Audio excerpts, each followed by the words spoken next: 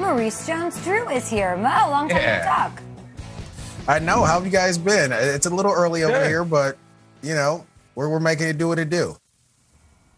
That must mean that you are on the West Coast, 4 a.m. Woof, we love having you here. Kyle Brandt is in Australia, so no one can make any excuses about being tired or on a different time zone. Peter Schrager is here as well. I'm Kay Adams, and this is the Lead Block. Lead Block. Lead Block. Let's go. The Packers held their second day of mandatory minicamp just yesterday. For the second straight day, no Aaron Rodgers. Nope, he is officially a holdout. You know who was there, though, guys? Their first-round draft pick from 2020, Jordan Love. He finally spoke to the media and was asked about how he's handling this whole sitch up in GB. My mindset this whole offseason has been to get ready and get myself ready, and that's been my mindset since I got here. And, you know, whether Aaron was here or not here, that's going to be my mindset regardless, because I have to get myself ready to play. Should the opportunity present itself, are you prepared to be the quarterback week number one? 100%. Obviously, this is a time where, you know, I'm getting a lot of extremely valuable reps that, you know, I might not have been getting in a normal circumstance. So, you know, I'm you know, going to take it day by day, and, you know, but yeah, that's what I'm here for. I was drafted here to play quarterback, so I'll definitely be ready week one. Wow. So he's saying, I'm here, I'm taking the reps, I'm ready to go. All things he should be saying. There's really nothing else he could say that would make any sense or be okay. Aaron Rodgers is the reigning MVP, though. Kyle, can an Jordan Love Packers squad compete in the NFC? He speaks. That's a cool clip. Seems like a nice guy. I'm here in the Australian outback. Yes, this is my 11th day in this hotel room in Sydney. Can the Packers compete? They better compete. That's my answer. I'm at this in this isolation I'm doing. I will watch anything at this point. I spent an hour today on Steve-O's Instagram. Steve-O from Jax. That's how bored I am. You know what else I watched this morning after Steve-O's Instagram? I pulled up a highlight reel on YouTube of the 2019 Utah State Aggies. Why? Because that's all we know about this dude. This is the highlight reel that I guess just really knocked the Packers' socks off because they decided to draft him. You might notice that he's playing against LSU here. In that game, they lost 42-6. He threw 3 interceptions, had no touchdowns. The Packers still took him. Can they compete, though? They damn well better. Otherwise, why the hell are we even in this thing to begin with?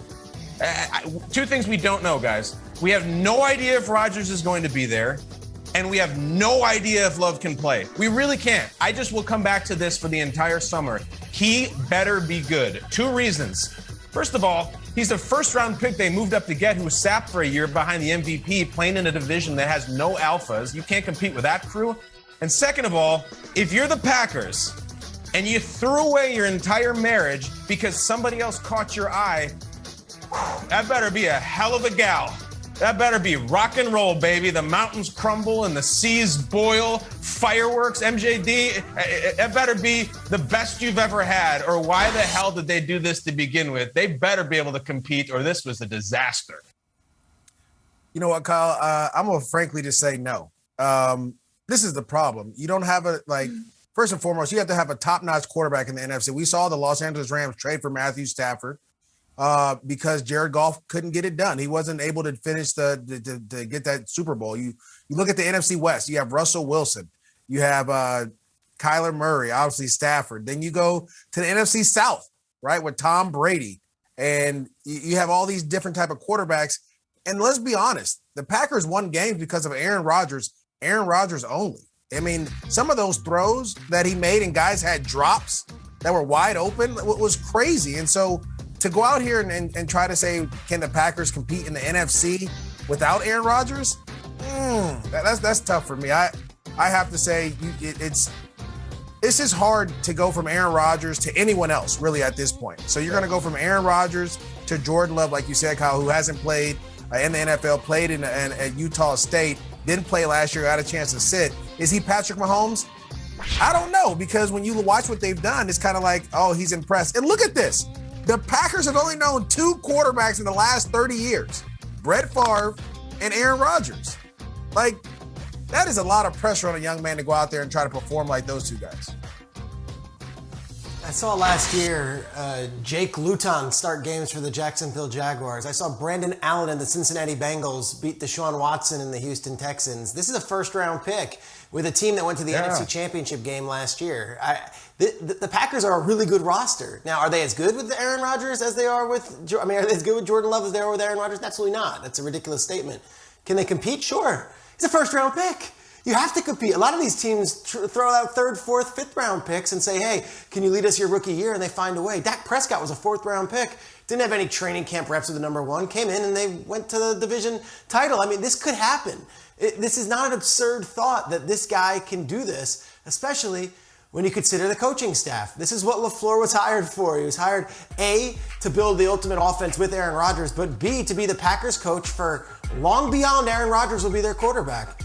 This is a guy who's 26-6 over the last 2 years. He's taken them to 2 straight NFC Championship games and made the bold decision to tell Mike Pettin, hey, despite having 6 losses in 2 years, we're hiring Joe Barry as our defensive coordinator. Totally ripped apart their defense. So we're bringing in a new defensive coordinator. Barry comes from LA, where he worked with LaFleur. He also worked with LaFleur in Washington. I look at the coaches. This is not a one-man league. And Maurice, you're right. They probably won a few games because of Aaron Rodgers. And they probably are about 3 or 4 games better with Aaron Rodgers, maybe more. But to say they can't compete with a guy who was drafted in the first round, and to Kyle's point, who they traded up to get, with a roster that has Devontae Adams and David Bakhtiari and 2 great pass rushers and maybe the best corner in all of football in Jair Alexander, I think it's insulting to say they can't compete in the NFC without Aaron Rodgers. Ooh. And I'm wondering if some of the players in that room who have been saying they're going to shout for Rodgers on the mountaintops are starting to listen to the talk that they can't compete without him, and that motivates and galvanizes them quite a bit. I think it totally does. I love where your head's at, Schrags. PFF just released some info yesterday saying that Matt LaFleur, out of all the play callers in the NFL, controversial if not the numbers bear it out, he is number 1, the top guy there. And MJD, I love you, bud. I know it's early, but let's just take a peek at some of the top 10 categories that this team, this not one-man show, have put together in Green Bay, shall we? It's just a sampling of things the Packers ranked top 10 as a team last year. Points, total offense, yards per play. Rodgers obviously deserves the bulk of the credit for those. They're also near the top in rushing yards and sacks allowed. The running backs, offensive line, I do think they deserve their due. And on defense, Aaron Rodgers can't touch that. The team was top 10 in total in passing D, sacks in the red zone. And I thought it was really interesting, MJD, that they were also 5th in points off of turnovers, like you're seeing. That means they set up Aaron Rodgers. They set up this offense in plenty of favorable spots as well. So he's amazing, but you're not topping all those cats if, your defense isn't, especially defensively, if you're not just a good football team. They would have been the number 1 seed in the NFC and accomplished everything they did last year if they weren't. They would not happen. So, MJD, I would love your retort to the insult that you're slinging about the Packers. It's not necessarily an insult. It's that when you have Aaron Rodgers at quarterback, you can play a little bit looser, right? You don't have the same pressure if you're playing with a rookie quarterback, if you're playing with a first-year guy where the defense has to be on point every down. If you're a defense and let's just say you give up a touchdown, you're like, look, 12 has our back. He'll go down and score. We can still go out and play. But there's a thing called pressure. And when you don't have that top-notch guy and you have to be on point every play, sometimes it tends to bend and break. And we know this game is about 2 or 3 plays into a series or to a game that will cost you. And if your defense has been on the field for, let's say, 60% of the time because your offense is going 3 and out, or you're not running against 7-man boxes or light boxes, you're running against 8-man boxes, and all of a sudden they're double teaming Devontae Adams out of the backfield, you're going to have to count on those other guys to go out there and make plays. And we just don't know if they can do that. I agree. I think that the Rodgers effect sprinkles throughout the whole team on both sides of the ball. But the hypothetical you're not indulging, MJD, is the one that Peter's getting all sparkly-eyed over, is what if Jordan Love has it? What if he's a stud? What if he's electric? What if he really is up to his talent? Because I'll also add Matt LaFleur to the things we don't know. We don't know if Rodgers is going to be there. We don't know if Love can play. We don't know if Matt LaFleur is a great coach. We don't know that. He's ridden a great quarterback for a couple years. I don't know if Mike McCarthy is a great coach for the same reason. Don't know. If Rodgers is not there, all bets are off. But if you look at Jordan Love, Jared Goff, and Kirk Cousins, you tell me the Packers can't still win that division? And that's my definition of competing in the NFC. You can win your division. If Love has it, they can. Here's the crazy little sprinkle to this. Love also in his press conference yesterday said he spoke with Aaron Rodgers a week before showing up at training at minicamp. Like, so Rodgers and Love are talking as this is all going on. It's such a fascinating dynamic. Usually you'll get a player who is polarized with the team, and then like the team usually will have their thoughts, but they might actually side with the organization. I remember Le'Veon Bell a few years ago, and all the defensive players kind of sided with Mike Tomlin, and Bud Dupree was giving out the shoes and the whole thing. This one is what's so interesting. The backup quarterback, Jordan Love, is still in contact with Aaron Rodgers, and yet we don't know who the quarterback will be in week one. It is such a unique situation, and one that I think is going to be so delicate that they have to handle throughout the next few weeks, and then hopefully not into the next few months. Mm-hmm.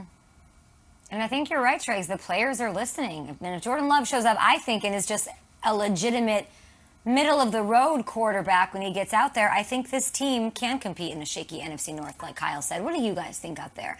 Good morning. Thanks for choosing us today at GMFB. With your tweets.